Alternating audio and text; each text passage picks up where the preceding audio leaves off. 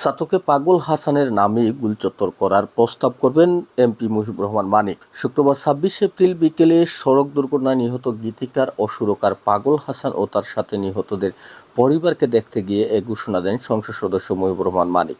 এ সময় হাসানের মায়ের সাথে দেখা করে পাগল হাসানের স্মৃতি ধরে রাখতে প্রয়োজনীয় সকল পদক্ষেপ গ্রহণ করার আশ্বাস দেন তিনি। দাবিটি আমার কাছে অন্যান্য তার শিল্পী জগৎ থেকে অনেকেই আমার সাথে কথা বলেছেন।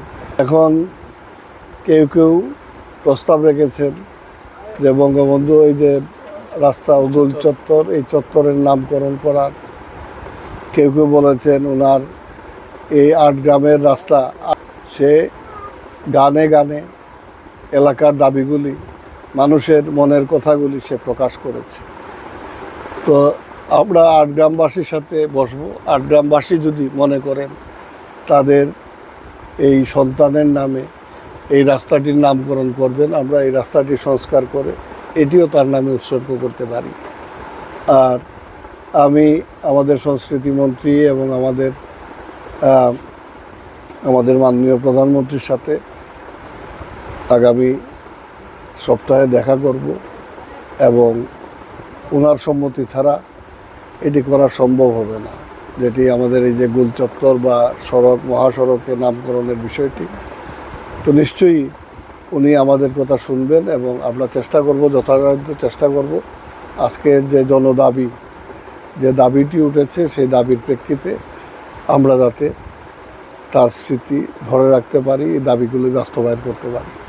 এরপর হাসানের সাথে নিহত জাহাঙ্গীর ও আব্দুস সত্তারের পরিবারের সাথে দেখা করে তাদেরকেও সার্বিক সহযোগিতা করার আশ্বাস দিয়েছেন মুজিবুর রহমান মানিক।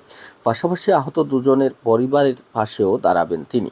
পরবর্তীতে যিনি মারা গেলেন জাহাঙ্গীর, আমি এসে খবর পেলাম তার ঘর ও নির্মাণ কাজ, যেহেতু সিলেটের সিটি মেয়র এই 2টি ঘরের দায়িত্ব নিয়েছেন এবং জাহাঙ্গীরের ঘরের দায়িত্ব আমাদের পৌরসভার চেয়ারম্যান উনি নিয়েছেন এবং ঘরের কাজ শুরু হয়েছে। এই 3টি ঘর তাদের অন্ততপক্ষে মাথা গোঁজার ঠাঁই হবে। আমাদের আরও অনেক কাজ করতে হবে। আমরা ব্যক্তিগত উদ্যোগে আমি 3 জনের জন্যেই আমরা কিছু অর্থ সংস্থান করছি। আমাদের ইয়নো সাহেবের সাথে আলাপ হয়েছে, ওসি সাহেবের সাথে আসছেন আমাদের ছাতকের আমাদের পরিসর থেকে। আমরা চেষ্টা করব যাতে ব্যক্তিগতভাবে এবং প্রধানমন্ত্রীর ওনার যে অনুদান তহবিল থেকেও আমরা কিছু অর্থ নেওয়ার চেষ্টা করব এবং আরও বিভিন্ন জায়গায় আমরা নক করতেছি একটা ভালো পরিমাণ অর্থ দিয়ে। কারণ ঘর তো পেয়ে গেছে, ঘরে তো আর খাবার দিবে না, এই বাচ্চারা করতে হবে, মানুষ হতে হবে। কাজেই তাদেরকে কিছু হওয়ার জন্যে যা যা করা দরকার ইনশাল্লাহ আমরা করব। উল্লেখ্য, গত 18 এপ্রিল ভোরে মর্মান্তিক এক সড়ক দুর্ঘটনায় নিহত হন প্রখ্যাত গীতিকার, সুরকার ও বাউল শিল্পী মতিউর রহমান হাসান ওরফে পাগল হাসান।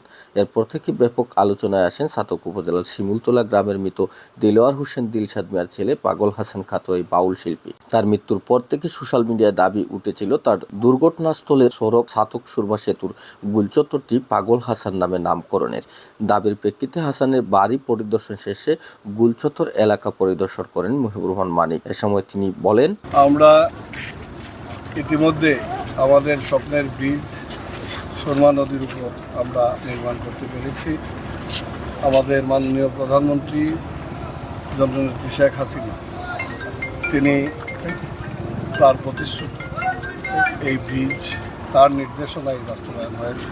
আপনারা জানেন সুনামগঞ্জ নরবিপ্লবীদের তীর্থস্থান উন্নত এবং বিশেষ করে ছাতকের কৃতি সন্তান দরবিন শাহ, ছাতকের কৃতি সন্তান কারি আমিরুদ্দিন, গিয়াসুদ্দিন সহ অসংখ্য গুণী ব্যক্তিরা এই ছাতকে জন্মগ্রহণ করেছে এবং এই প্রজন্মের বাংলাদেশের উদীয়মান শিল্পী, যাকে আমরা অল্প কয়েকদিন আগে হারিয়েছি, হাসান, তিনি পাগল হাসান নামে খ্যাত সারা দেশের মানুষের কাছে, তাকে আমরা হারিয়েছি।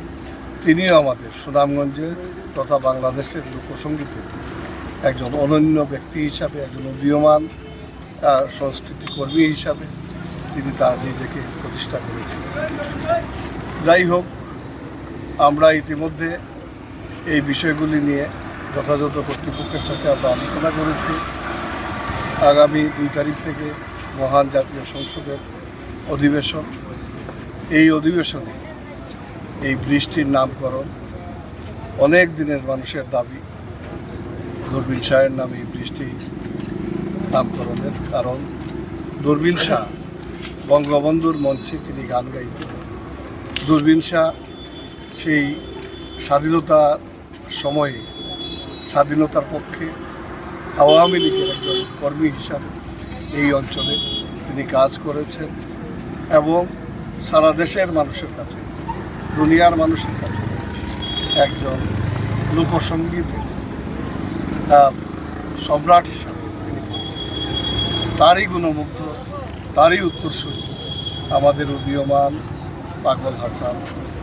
তার আকস্মিক মৃত্যুতে সারা দেশবাসী আজকে এই চত্বরটির নাম, এই সুরমা ব্রিজ, যে চত্বরে তিনি প্রাণ হারিয়েছেন, যে জায়গায় তিনি তার শেষ নিঃশ্বাস ত্যাগ করেছেন, এটিকে চিরস্মরণীয় করে রাখার জন্য আজকে যে দাবিটি উঠেছে এটি অত্যন্ত যৌক্তিক দাবি। আমি এই দাবির প্রতি সম্পূর্ণ একমত, কিন্তু এই দাবিটি বাস্তবায়নের জন্য আমাদের প্রাণপ্রিয় প্রধানমন্ত্রী ওনার সদয় নির্দেশনা প্রয়োজন। আমি ওনার সাথে সংসদ অধিবেশনে, তিনি এখন দেশের বাইরে রয়েছেন, সংসদ অধিবেশনের সময় চলাকালীন সময়ে আমি কথা বলব এবং আমি চাইব আমার এই দুইজন গুণী শিল্পী, যে দুইজনের নাম ছাত্রবাসী দেশবাসীর অন্তরে রয়েছে, তাদের নামকরণ যাতে এই ব্রিজ এবং এই চত্বরের নাম